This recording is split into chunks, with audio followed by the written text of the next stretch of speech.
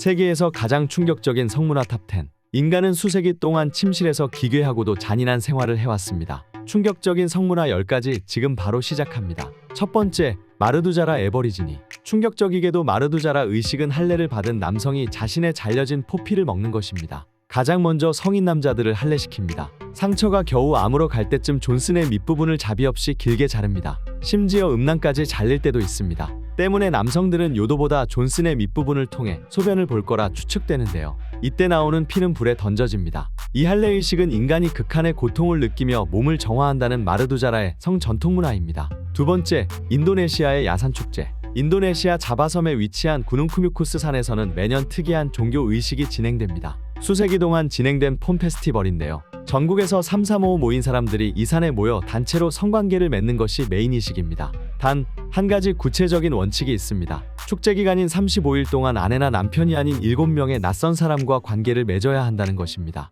이 구능쿠뮤쿠스 산에서 관계를 가지면 소원이 이루어진다는 굳은 믿음 때문이죠. 축제 참여자들은 대개 현장에서 헌팅하듯 연락처를 주고받은 뒤에 잠자리를 가집니다. 때문에 문란한 이 축제에는 매해 가지각색의 커리어를 갖고 있는 만여 명의 사람들이 참여한다고 하네요. 세 번째, 뉴기니 섬의 삼비안 부족. 파푸아뉴기니 삼비아 부족 소년들은 7살이 되면 엄마는 물론 모든 여자로부터 철저히 분리됩니다. 소년들은 성인 남자들과 10년 동안 함께 살게 되는데요. 이 기간 동안 소년들은 피부에 반복적으로 구멍을 뚫어 피 흘리는 의식을 수행합니다. 또한 무지막지한 양의 사탕수수를 먹게 하여 코피와 구토를 유발시킵니다. 이 전통의 목적은 여성과의 접촉에서 남아있던 오염의 흔적을 제거하는 것인데요. 심지어 어린 소년들은 부족 내에서 가장 힘이 세며 나이 많은 전사들의 정액도 마셔야 합니다. 삼비아 부족은 정액을 마시는 행위가 남성성을 강화하며 활력을 준다고 믿는다고 합니다.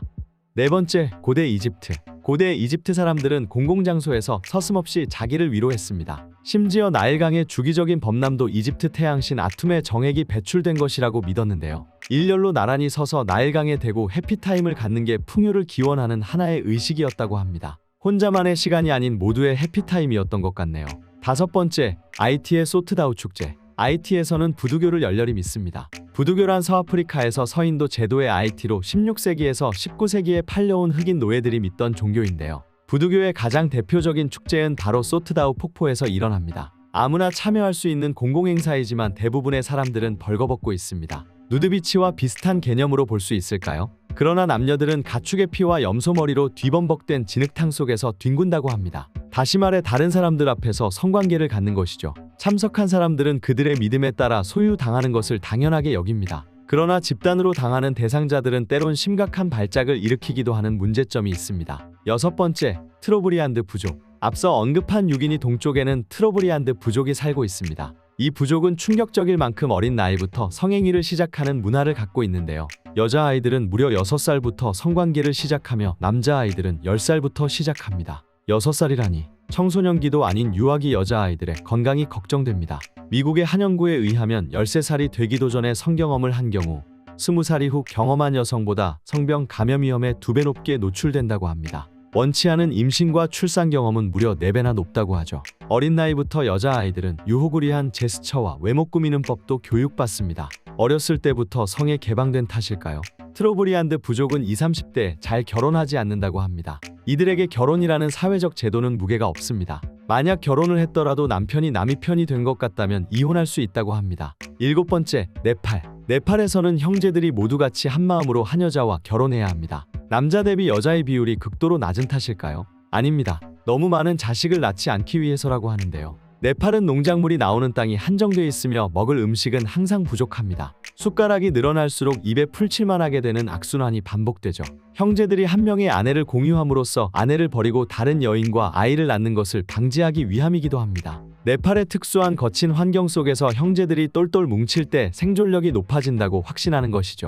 여덟 번째, 고대 그리스. 고대 그리스에는 미혼이던 비혼이던 상관없이 성인 남자가 어리고 잘생긴 미소년을 애인으로 삼는 게 허용되었습니다. 즉 관계를 가졌는데요. 어린 남자아이들은 대상에서 제외되었다고 합니다. 주로 15살에서 19살 사이에 사춘기 시기를 겪고 지나가는 청소년들이 애인 상대였습니다. 아홉 번째, 아프리카 와다베 부족. 서아프리카의 와다베 부족은 매년 개월 축제를 엽니다. 다른 남자의 아내를 합법적으로 훔쳐갈 수 있는 축제죠. 결전의 날에 와다베 부족 남자들은 꼭두 새벽부터 일어나 무려 7시간을 꾸민다고 합니다. 앞머리는 시원한 변발 스타일로 밀어버리고 양옆 곱게 따은 머리는 조개로 단장합니다. 눈화장은 기본이며 이마부터 턱까지 선을 그어 얼굴 정중앙을 강조하는 스타일을 선보이죠. 샤랄라옷까지 입으면 준비 완료입니다. 이 정도면 영혼을 끌어모은 듯한데요. 쉴 틈도 없이 곧장 개월 축제의 전통, 바로 40도가 넘나드는 뜨거운 태양 아래에서 미친 듯이 춤을 춥니다. 여심을 사기 위해서죠. 이때 간택을 받은 남자는 잠자리를 가질 수 있습니다.